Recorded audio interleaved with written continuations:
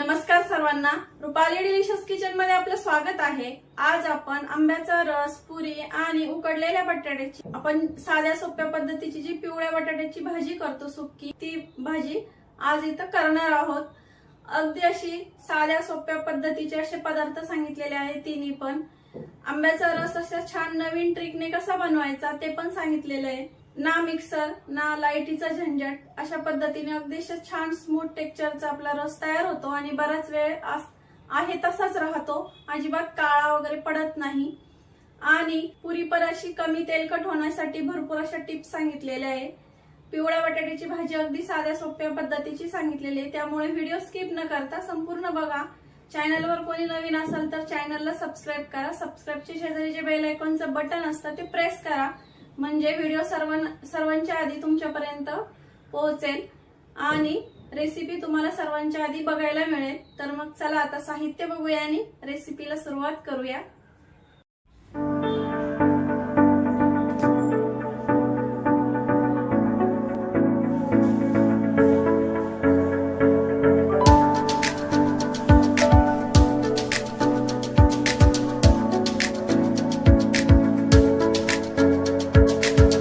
आपण आमरस, पुरी आणि पिवळ्या बटाट्याची भाजी बघणार आहे, कारण बाकीचं तर आपण करतोच सणाला। तर फक्त हे तीन पदार्थ दाखवणार आहेत मी। त्यामध्ये आमरस हा एकदम असा नवीन पद्धतीने दाखवणार आहे, अजिबात असा काळा पडत नाही की मिक्सरला आपल्याला फिरवायची गरज पडत नाही। तर मी 2 तास हे आंबे असेच पाण्यात भिजत ठेवले होते, जेणेकरून त्याचा चीक जो असतो तो पण मोकळा होतो आणि आंबे हे उष्ण असतात, तर त्याची जी उष्णता असते ती पण जरा कमी होते त्यामुळं। तर आता आंबे छान धुवून घ्यायचे ह्याच पाण्यामध्ये। धुवून घेतलेत, आता हे पाणी काढून टाकूया आपण। तर भांडं स्वच्छ धुवून घेतलंय। आपल्याला आता आंबा कट करून घ्यायचा आहे। आंब्याचं पुढचं देठ काढून घ्यायचं आणि आंबा कट करायचा आहे। खराब आहे का काय ते चेक करायचं। तर छान निघालाय आंबा। सर्व आंबे ह्याच पद्धतीने कट करायचे। असे आंबे कट करून जर आपण आमरस केला तर आपल्याला कळतं की आंबा खराब आहे का नाही ते, आणि करायला पण सोपं। तर आता आपल्याला आंबा मिक्सरला फिरवायचा नाहीये, जेणेकरून आमरस हा लवकर काळा पडतो त्यामुळं। तर अशा फोडी करायच्या आणि पूर्णाच्या चाळणीवरती असा रस करून घ्यायचा आहे याचा। अगदी सोपी पद्धत आहे, लाईट नसली तरी तुम्ही असा आमरस करू शकता। आणि बघू शकता अगदी 1 मिनिटाच्या आत सालापासनं आंब्याचा गर मोकळा होतो या पद्धतीने, आणि एकदम असा स्मूथ तयार होतो आमरस। हे बघा, मिक्सरपेक्षाही छान तयार होतो असा आमरस। तर अशाच पद्धतीने आता सर्व आंब्याचा रस मी करून घेते। तर बघू शकता सर्व आंब्याचा आपण तिन्ही आंब्यांचा रस काढून घेतलाय आणि अजिबात पसारा होत नाही का काहीच नाही। तर हे बघा, पूर्ण छान असा दाटसर असा रस तयार होतो। चाळणीला थोडासा चिकटलेला असतो तो काढून घ्यायचा। आणि बघू शकता तुम्ही, आता हे थोडंसं साईडला ठेवूया। आणि आपण जे साल आणि कोळी आहेत, बघू शकता तुम्ही, कोळीला पण काहीच राहत नाही, पण एका पाण्याने आपण त्याचा जो चिकटलेला रस आहे तो फक्त धुवून काढून घेणार आहे। थोडंसं टाकणार आहे, अगदी अर्धा ग्लास पाणी। तुम्हाला बिना पाण्याचा ठेवायचा असेल तसा ठेवला तरी चालू शकतो। तर आता साल धुतलेले जे पाणी असतं ते पण चाळणीमध्येच ओतून घ्यायचं आहे आपल्याला असंच। आणि बघू शकता भरपूर असं दाटसर पाणी निघतं आणि चाळणीतनं चाळून घ्यायचा आहे तो पण, म्हणजे असं छान असं स्मूथ टेक्स्चर येतं रसाला। आता आपला रस रेडी आहे, दुसऱ्या भांड्यात शिफ्ट करून घेऊया आणि फ्रीजला थंड करायला ठेवूया। आता एका भांड्यात हा रस काढून घेतलेला आहे, तुम्ही बघू शकता किती असा दाटसर झालेला आहे। गरज असली तरच इथं साखर टाकायची आहे रसामध्ये, नाहीतर नाही टाकली तरी चालेल, कारण आपण खूप जास्त अशी काय पाण्याचा रसामध्ये वापर केलेला नाहीये त्यामुळं। तर भरपूर असा दाटसर झालेला आहे रस, बघू शकता। आणि एकदम अशी स्मूथ पेस्ट तयार होते। मिक्सरला फिरवला की रस काळा पडतो, त्यामुळं असा रस बनवला की झटपट तयार होतो, अजिबात असा पसारा होत नाही।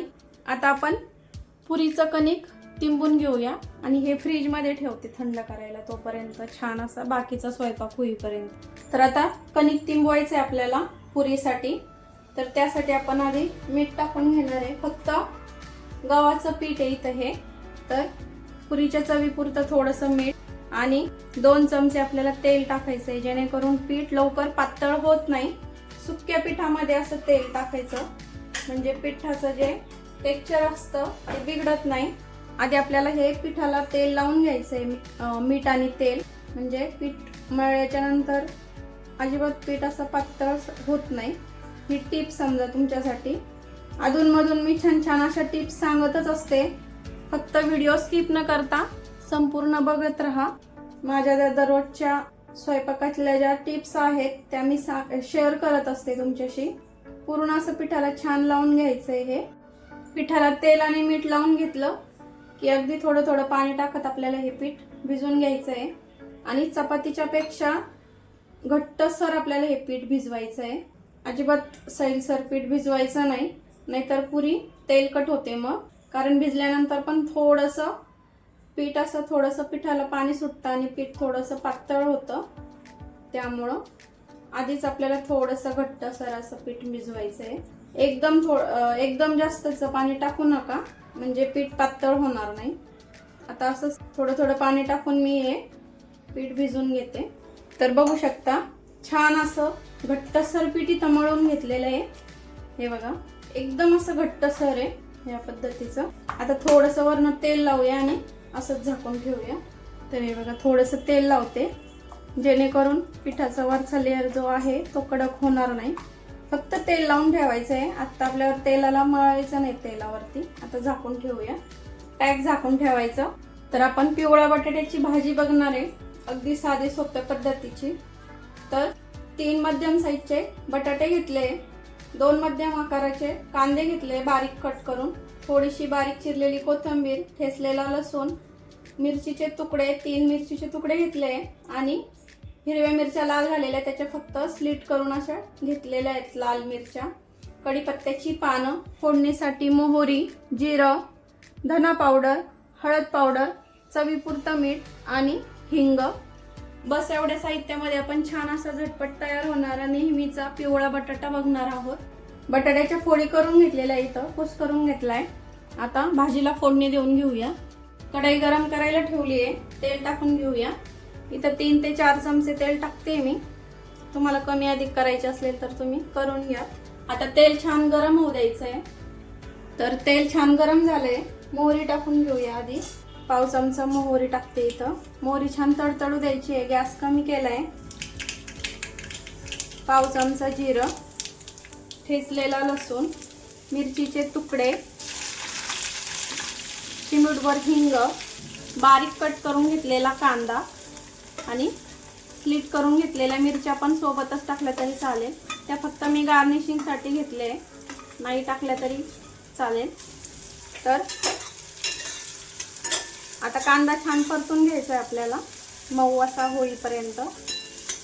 कढीपत्त्याची पानं तुम्ही कांदा टाकायच्या आधी टाकली तरी चालेल, पण माझी कढीपत्त्याची पानं बऱ्यापैकी कवळी आहे, त्यामुळं मी थोडीशी कांदा परतला का मग टाकणार आहे.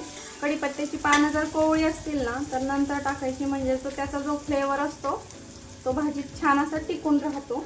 आता मध्यम गॅसवरती कांदा छान असा परतून घेऊया. आता कढीपत्त्याची पानं टाकून घेऊया. कांदा बऱ्यापैकी परतलाय आपला आणि बटाट्याच्या भाजीला एवढी खमंग फोडणी द्यायची, छान फोडणी द्यायची. अगदी साधी सोपी पद्धतीची भाजी असली तरी ती अगदी अशी टेस्टी लागली पाहिजे आणि सर्वांनी मागून मागून खाल्ली पाहिजे. अशा पद्धतीची फोडणी द्यायची भाजीला. कुठल्या पण साध्या सोप्या पद्धतीच्या भाज्या पण खूप छान लागतात, फक्त फोडणी छान अशी चुरचुरीत खमंग अशी बसली पाहिजे. त्याच पद्धतीची आपली इथं फोडणी बसलेली इथं आत्ता. तर बघू शकता आपला कांदा आता परतलाय छान, सुगंध खूप छान येतोय फोडणीचा. पाव चमचा हळद, अर्धा चमचा धना पावडर. धना पावडर बटाट्याच्या भाजीला थोडी जास्त वापरायची, खूप छान स्वाद येतो. आता हळद आणि धना पावडर थोडीशी परतून घेऊया. आता छानपैकी परतलंय सर्व साहित्य. आता उकडलेले बटाटे टाकून घेऊया आपण. तर इथं उकडलेला बटाटा टाकून घेतलाय मी. यावरतीच आपल्याला चवीपुरतं मीठ थोडीशी कोथिंबीर. आता हे छान मध्यम गॅसवरती परतायची आपल्याला ही भाजी. अजिबात कमी गॅसवरती परतायची नाही, नाहीतर असं गिचकी होते आणि खाताना अशी गिळगिळीत लागते. मध्यम गॅसवरती छान असे बटाटे कॅरमल होतात आणि त्यामुळे भाजी एकदम खाताना छान अशी खमंग अशी भाजी लागते. गॅस मध्यमच केलाय मी. मध्यम गॅसवरती छान 2 मिनिट आपल्याला परतवायची. आता ही तर 2 मिनिट झाले. आता आपण झाकण ठेवून घेऊया. झाकण ठेवते इथं. पॅक झाकण ठेवायचं, गॅस कमी करायचा आणि 2च मिनिट आपल्याला वाफ काढायची फक्त, जेणेकरून सगळ्या जे मसाले आहेत किंवा मिरचीचा मिठाचा जो स्वाद असतो तो छान असा बटाट्यांमध्ये मुरतो. त्यामुळे भाजी खाताना अशी छान खमंग लागते आणि टेस्टी लागते. 2 मिनिट झाले. आता बघूया.